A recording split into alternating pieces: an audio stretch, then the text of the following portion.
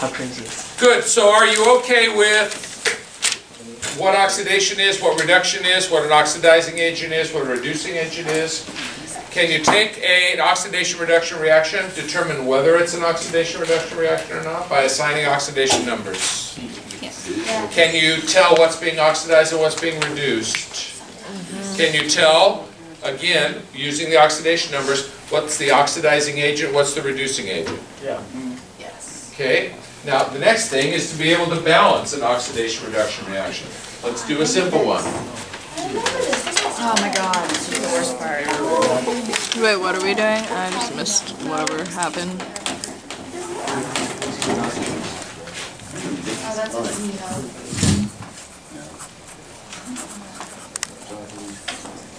That's why many of us put the little bar there. I do. Keep it from looking like a tube. What is that? What is the same? When we balance oxidation reduction reactions, we are looking to make sure that we have the same number of each type of atom on each side, do we? We do. But we also have to look at electric charge, don't we? Because electrons are transferred, one of the ways we can tell that we haven't accounted for all the electrons is if the electric charge does not add up on each side. In this case, we're good. Now, why are we okay? Well, first of all, what's been oxidized? The zinc is losing electrons, how many? 2. 2. What's being reduced? Copper. By gaining electrons, how many? 2. So we've accounted for the electrons, haven't we? The copper has gained 2 electrons, the zinc has lost 2. If the copper had gained 2 electrons, but the zinc had only lost 1, that wouldn't work, would it? Okay? All right.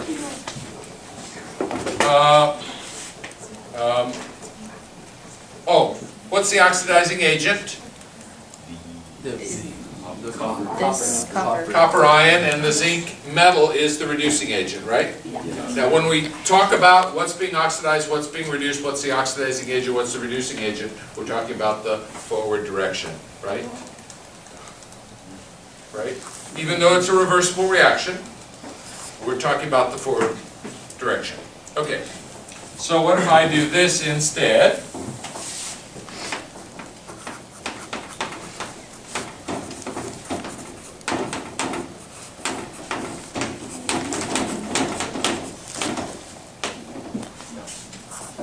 That's a 0. The little zeros up above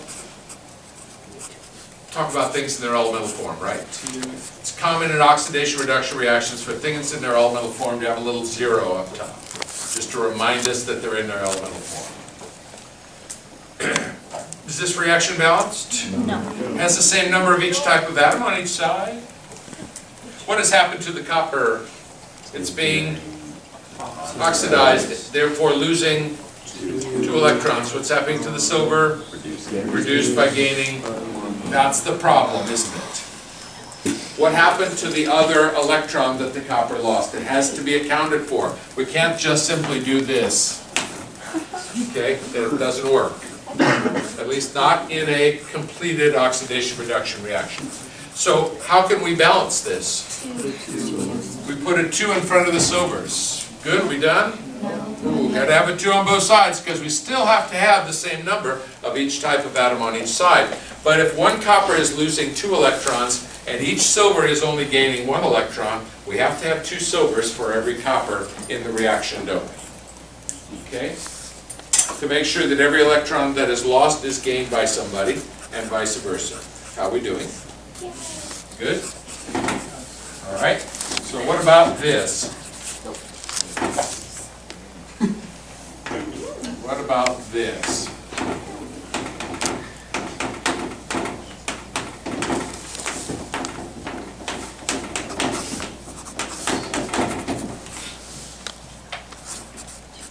First of all, it's not balanced, and what tells you it's not balanced right away? The charge. The net charge on the left is +3, and on the right is +2. So we know something's wrong there, huh? Just like mass is conserved, just like energy is conserved, electric charge is conserved. Right? Okay, so if we're going to balance this, rather than try to throw numbers in there until everything works out, sort of the guess and check method, let's think about electrons lost and gained. Chromium is losing or gaining? Gaining. Gaining, how many? 3. 3. Zinc is losing 2. How do we deal with that? Our least common multiple, lowest common denominator sort of little trick when we added fractions, right? Multiply this by 2 and this by 3 and we'll match that. So 2 chromiums would be gaining how many?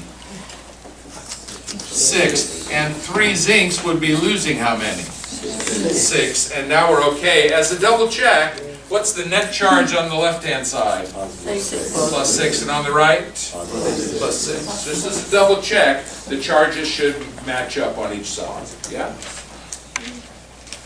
How are we doing? Balancing oxidation reduction reactions, well, simple ones. So let's have a more complicated one.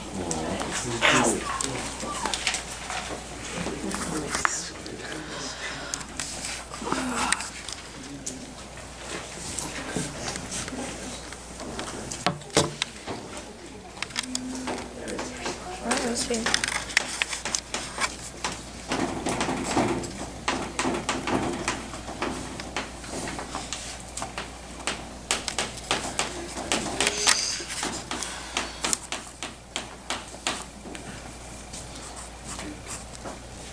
Oh, this is long. A little more complicated. What tells us there's something wrong right away? There's a couple of things. There's 5 oxygen atoms, 6 oxygen atoms on the left, there's only 5 on the right. There's 2 hydrogens on the left, only 1 on the right. The left-hand side has a net charge of -1, the right-hand side has a net charge of -1. But we have other problems though, right? So we know there's a problem. Now, we could, again, start throwing numbers in just to see how it works out, you know. We have a problem with the hydrogens being balanced. I could just throw a 2 in there. Yeah? That would balance the hydrogens, yeah? Okay.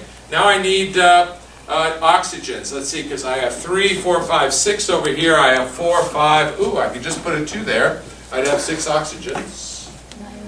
Now the nitrogens are off. Well, I need 2 nitrogens. Uh-oh. Now I have 6, 7, 8, 9 oxygens. Let's see, I don't want to change that to 9. Well, you could dance around with numbers for a long time before you came up with the set that worked. Instead, let's take a look at electrons lost and gained. Who's losing electrons?